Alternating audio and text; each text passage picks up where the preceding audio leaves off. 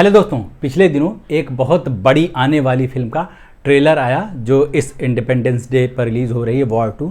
और इसमें देखे हमने कुछ अच्छे दृश्य, जूनियर एनटीआर को देखा, ऋतिक रोशन को देखा, और एक चीज़ देखी इसमें वीएफएक्स का इसमें बहुत ज़्यादा इस्तेमाल हुआ है। और कहना ना होगा कि एक चीज़ जो अपने देश में सिनेमा इंडस्ट्री की सबसे बड़ी दुश्मन बनती जा रही है वो है वीएफएक्स।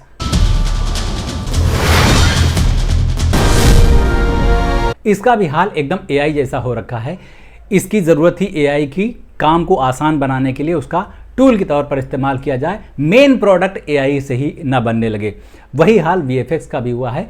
उन दिनों में जब वीएफएक्स नहीं होता था, सीजीआई होता था और बहुत कम स्पेशल इफ़ेक्ट्स डालने की सुविधा होती थी, इतना ज़्यादा कंप्यूटर से एडिटिंग वगैरह नहीं होती थी, ह्यूमन टच फिल्मों में ज़्यादा रहता था, तो बहुत ज़्यादा काम होता था। ओरिजिनल लोकेशन पे जाके शूट करना, ओरिजिनल स्टंट्स शूट करना, स्टंटमैन की जाहिर सी बात है कि मदद दी जाती थी और उसकी वजह से फिल्म में ऑथेंटिसिटी आती थी। इसी वजह से आज भी बड़े बड़े जो फिल्म मेकर्स हैं जैसे क्रिस्टोफर नोलन हैं, वो वीएफएक्स से और इस तरह के स्पेशल इफेक्ट से बहुत कम काम चलाने की कोशिश करते हैं। वो इससे बचने की कोशिश करते हैं, ओरिजिनल चीज़ें ज़्यादा दिखाने की कोशिश करते हैं।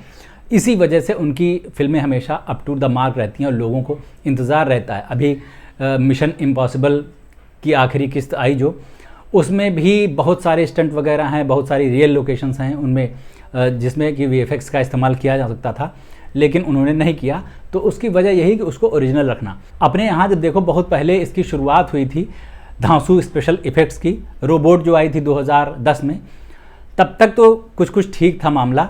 लेकिन उसके बाद जब इसकी भरमार होने लगी, जैसे रोबोट की ही जब 2.0 आई, कितना कचरा था उसमें वीएफएक्स के नाम पर, लोग एकदम उबका गए उससे। उसके बाद कितनी सारी फिल्में आई, ब्रह्मास्त्र में कितना सारा वीएफएक्स था और बहुत नकली लगता है, एकदम झोल झाल वाला अजीब टाइप का लगता है।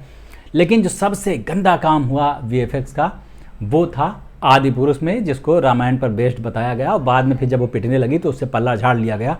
लेकिन उस फिल्म का जो सबसे बड़ा विलेन था वो दशानन नहीं, उसका वीएफएक्स ही था। इसकी वजह से इतनी बुरी तरह से वो फिल्म पिटी थी। एक बार तो उसको वीएफएक्स के लिए ही लगभग 1 साल तक लेट कर दिया गया, क्योंकि पहला जब उसका ट्रेलर आया तो लोग एकदम बावले हो गए कि ये क्या बवासीर बना दिए हो। लेकिन जब दूसरी बार ट्रेलर आया, पिक्चर आई, रिलीज़ हुई, तब भी लोगों को उसके वीएफएक्स से ही सबसे ज़्यादा दिक्कत महसूस हुई। तो अपने यहाँ जैसे दाल में नमक की तरह नहीं इस्तेमाल किया जा रहा है वीएफएक्स को, नमक में दाल की तरह इस्तेमाल किया जा रहा है। ये बहुत बड़ी समस्या देखने को मिल रही है। और आगे आने वाले दिनों में भी जिनको पैन इंडिया फिल्म कहा जाता है, जिनको बड़े बजट की और सिनेमाई एक्सपीरियंस वाली फिल्म बनाने कहा जाता है, उसमें सबसे ज़्यादा ध्यान जिस चीज़ का रखा जाना चाहिए वो है ओरिजिनलिटी, क्रिएटिविटी। उसकी बजाय बहुत ज़्यादा ध्यान रखा जा रहा है वो है कि कितने ज़्यादा ग्रीन स्क्रीन हम इस्तेमाल कर लें, कितनी ज़्यादा उसमें स्पेशल इफेक्ट और कितनी ज़्यादा नकली चीज़ें हम डाल सकें, इनका ध्यान रखा जा रहा है। और फार्मूला बहुत ज़्यादा इस्तेमाल किए जा रहे हैं। इसकी वजह से ही जो दुर्गति हो रखी है अपने यहाँ की, वो देखने को मिल रही है।